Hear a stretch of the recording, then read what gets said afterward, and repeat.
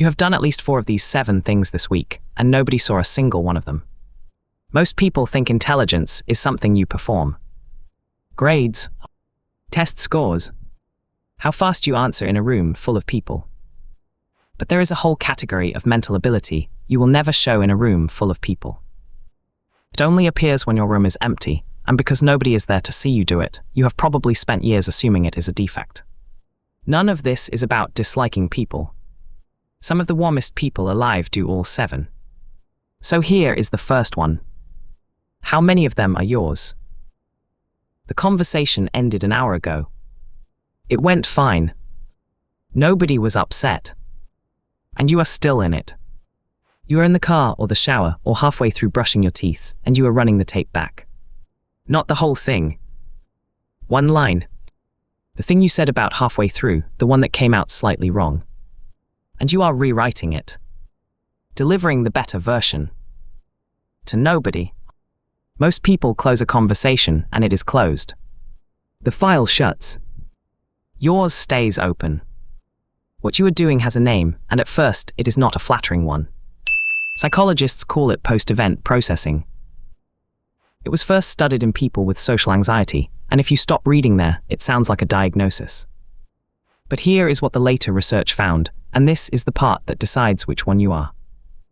The same mechanism runs in 2 completely different modes, depending on one thing, what you are looking for when you replay it.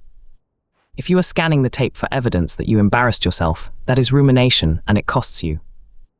If you are scanning it for what the other person actually meant, the thing under the words, the reason they went quiet for a second, that is not anxiety. That is social modeling. You are building a more accurate map of another human being, on your own time, with no reward for doing it. Which one are you doing? Be honest because it matters, and we come back to this at the end of the video. Most people never find out which one they are, because they never replay anything at all. You do. Stay to the 7th one, by the way. It is the one almost nobody recognizes in themselves, and it changes how the other 6 read. Here is the one that confuses everyone around you. You had a genuinely good evening. Good friends, real conversation, you were not faking any of it. And on the drive home, you turn the radio off. You get in and you do not put anything on. No music, no podcast, no call. You just sit in the quiet for 20 minutes. And if someone asks, you have no good answer. You cannot say it was bad because it was not. You liked them. You want to see them again. So what is actually happening? For a long time you would have been told something simple. Introverts get drained, extroverts get charged, end of story. But that turned out to be too crude, because plenty of extroverts do this too. The better explanation for what happens to you comes from work by, and on what solitude actually does. They found that time alone produces a specific effect they call deactivation. It lowers the intensity of everything, the highs and the lows together. It is not sadness. It is the volume coming down. And here is the part that reframes it. That deactivation is not the cost of socializing. It is the process that lets you keep what happened. Think about it. Nothing that happened tonight is stored yet. It is all still loose. The quiet drive is your brain filing it. If you fill that silence with a podcast, the evening still happened, you just kept less of it. So if you are the one who needs quiet afterwards, you are not the one who enjoyed it least. Often you are the one who's going to remember it longest. Someone moved a chair. Someone changed the picture on the wall. Someone reorganized one shelf. You walk in and you know. Not consciously, you do not think the chair has moved. You just feel a small wrongness, and about 4 seconds later you locate it. Everyone assumes this makes you fussy. It does not. It means you were carrying an accurate model of that room without being asked to. This is worth sitting with for a second. To notice a change, you must have been storing the original. Continuously. In the background. For a room you were not studying, that nobody tested you on, that had no reward attached. Most people genuinely do not have that.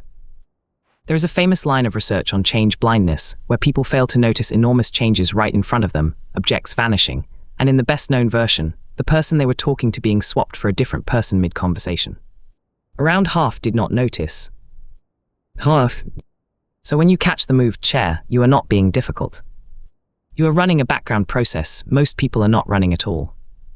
How many small things did you notice today and say nothing about? And this is the honest half. The same sensitivity that catches a moved chair also catches a tone of voice that shifted slightly, and a message that took 4 hours instead of 4 minutes. The instrument does not know which signals matter. It reports all of them. Which is exactly why the seventh sign exists. Hold that. You did not solve it at your desk. You solved it in the shower. On the walk. Halfway through washing up, with your hands in the water and your mind nowhere. The answer to the thing you had been grinding at for 2 days just arrived, fully formed, unannounced, while you were doing something that required almost nothing of you. This is the most well-documented thing in this entire video, and what you are doing has a name, the incubation effect. In 2009, Nur and Tom pulled together decades of studies on it. The finding was consistent. Stepping away from a problem improves your chance of solving it, and crucially, the biggest benefit came when the break was filled with an undemanding task. Not rest. Not another hard task. Something mildly occupying, like walking or washing. Why? Because while you are consciously grinding, you keep pulling the same wrong approach off the shelf. Step away and that fixation decays. The moment it does, the associations you were blocking can finally connect. Here is the practical part, and it is the reason this one matters to you more than it looks. If your best thinking needs an empty task to happen in, then every empty task you fill with your phone is a solution you will not have. The queue. The walk to the shop. The 4 minutes waiting for the kettle. Those were not dead time. That was where the work was getting done. Most people have deleted all of it.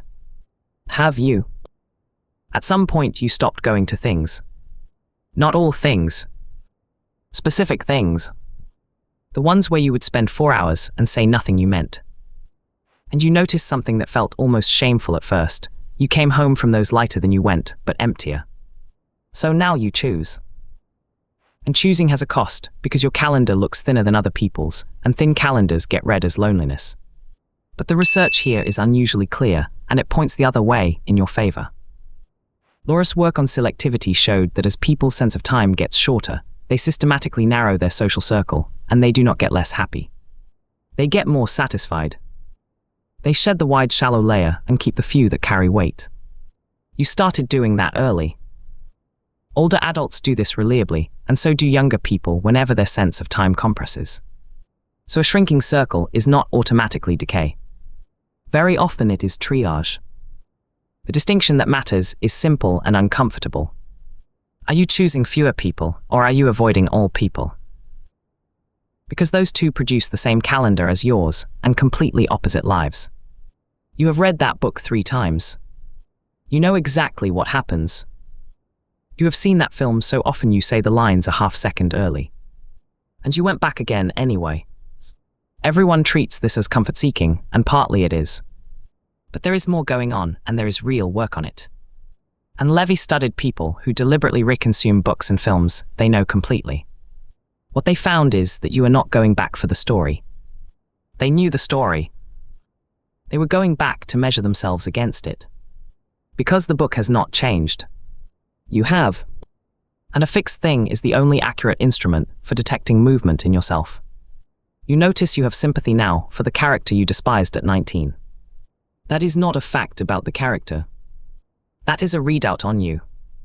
Most people have no fixed reference points at all.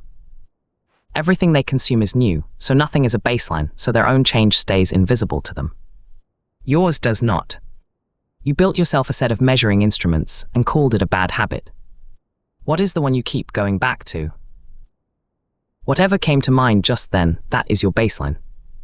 This is the one almost nobody says out loud. There is a way you sit when nobody is in the house. A way you talk to yourself in the kitchen. Opinions you have not tested on anyone. A sense of humor that never quite makes it into a room. And somewhere along the way you started suspecting the alone version is the real one, and everything else is management. So which one is actually you, the one in the room or the one in the kitchen? Half of that is true. Half of it is a trap, and the trap is what the rest of this video is about. The true half first. Psychologists measure something called self-concept clarity, how clearly and consistently you know who you are. And it does not come from being observed. It comes from having somewhere to be unobserved. If every hour of your life has an audience, you never get to find out which of your reactions are yours and which are performance. You need a room with nobody in it to find that out. So the private self is not a mask coming off. It is where the actual data lives. But here is the trap, and it is the turn this whole video has been walking toward. Everything I have described so far, someone else could describe as a list of symptoms. Replaying conversations. Needing to withdraw. Hypersensitivity to small changes. A shrinking social circle. Rereading the same comforting things. A private self that feels more real than the public one. Read them to you in a warm voice, and they are rare intelligence. Read the same list in a clinical voice, and they are anxiety, avoidance, and withdrawal. Both readings are describing the same behaviour. So which is it? Psychology has a genuinely awkward finding about exactly this, and it deserves to be said plainly. And called it the self-absorption paradox. People who score high on self-reflection, the genuine curiosity about your own mind that brought you here, should be psychologically healthier. And they are. But those same people also tend to score high on rumination, which makes them measurably worse off. The same disposition feeds both. That is not a comfortable thing to tell you in a video like this one. It is the true one. So the honest answer is that none of these 7 tell you anything by themselves. The behavior is identical in both cases. What separates them is one thing, and it is not how much time you spend alone. It is whether you chose it. This is the distinction John spent a career on. Loneliness is not the amount of solitude you have. It is the gap between the connection you have and the connection you want. Which means 2 people can spend the same evening in the same empty flat, and one is restored and the other is in pain, and the difference is not in the evening at all. Chosen solitude restores. Imposed isolation erodes. Same room. Opposite outcome. So here is your real test, and it is not one of the 7. It is one question. After the quiet, do you come back? If the silence sends you back to people clearer, warmer, with more to give, that is solitude, and it is doing its job. If the silence keeps you, and the coming back gets harder each time, and the circle keeps shrinking and never refills, then it is not depth. It is a slow retreat wearing depth as a costume. And the reason nobody can answer this for you is that from the outside, those 2 look identical. Underneath those 7 behaviors, there is really only one thing happening, and it is worth naming. Attention with nothing pulling on it. Noticing the moved chair. Solving it in the shower. Finding the right word for what you felt. All of it needs the same rare condition, attention that is not being continuously claimed by something. That condition used to be free. It was the default state of most of a human life. Waiting was empty. Walking was empty. Queues were empty. All of that empty time was where the background processing happened. It is now genuinely scarce, and it did not disappear by accident. It was removed deliberately by products designed to occupy exactly those gaps. Every 4-minute wait you used to have has something in it now. When was the last time you waited 4 minutes without reaching for anything? So if you still protect that empty attention, understand what you are doing. You are keeping something almost everyone around you has quietly given away, and every one of the 7 runs on it. So what do you actually do with this? Nothing dramatic. There is no practice here, no morning routine, no thing to buy.